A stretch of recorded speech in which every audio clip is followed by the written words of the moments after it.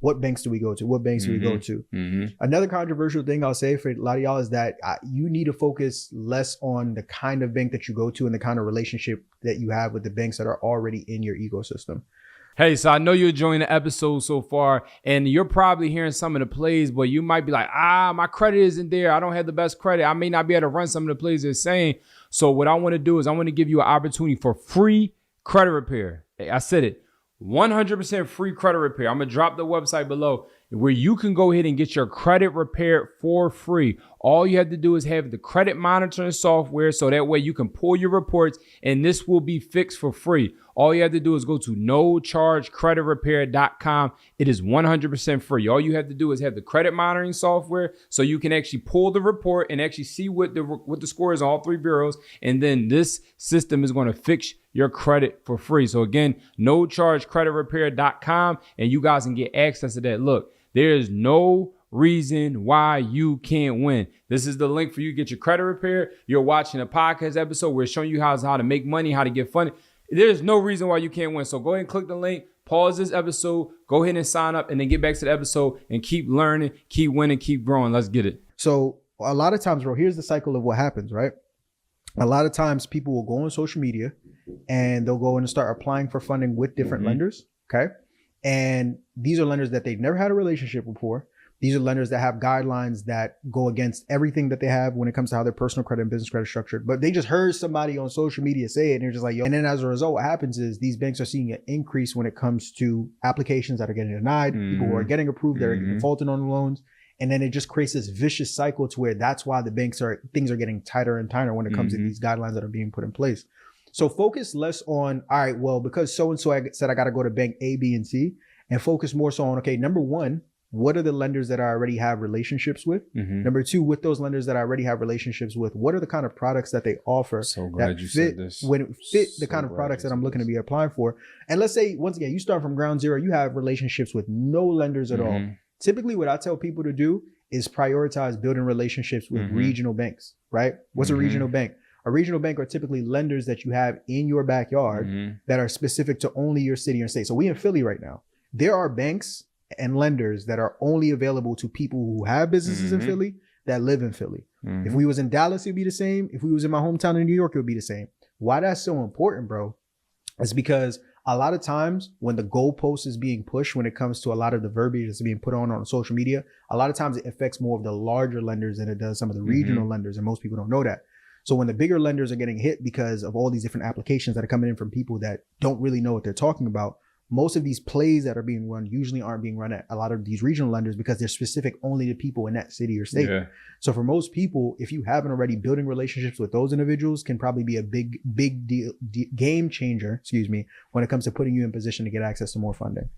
I'm so glad. I'm so glad you said this. Talk to me. I hate Instagram.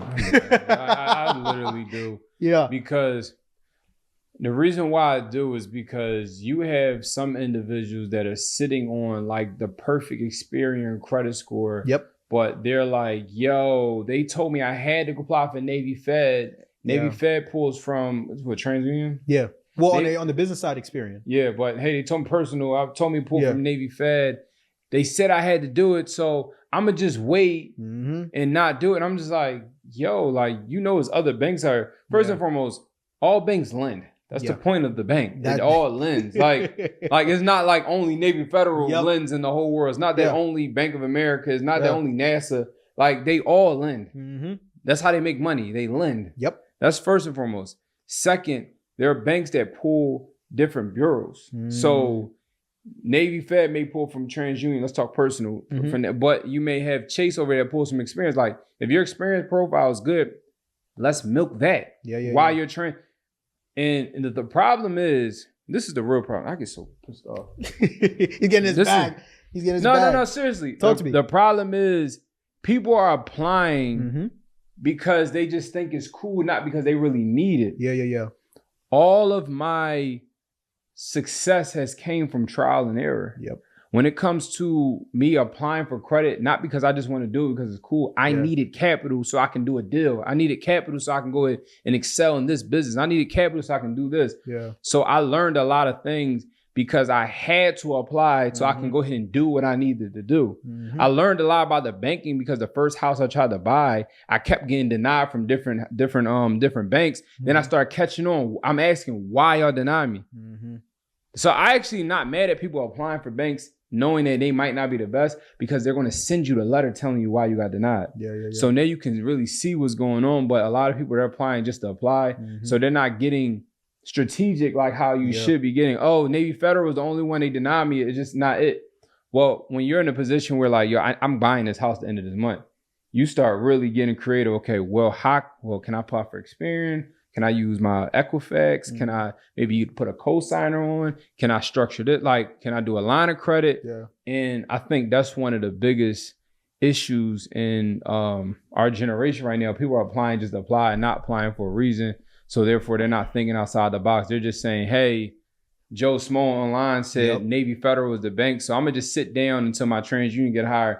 Whole time, you could probably got $100,000 worth of funding right now on your Experian, but you're not thinking about doing this for a purpose. You're thinking about doing it because I saw such and such, flash some stuff and he said Navy Federal, so I'm gonna just do Navy Federal. Hey family, hope you enjoyed that clip. And real quick before you go, for any business owners who are watching this that are looking to access business capital and want to do it the right way, my company Takeoff Financial can help. Takeoff Financial is a done-for-you service where we analyze your business the exact way that an underwriter would. We build you a custom capital path around your specific profile and connect you with the right lenders for your situation. Qualify, position, and access. So if you want to learn more to see if you qualify, there's going to be a link in the description below where you can click it, watch a short video, fill out a form.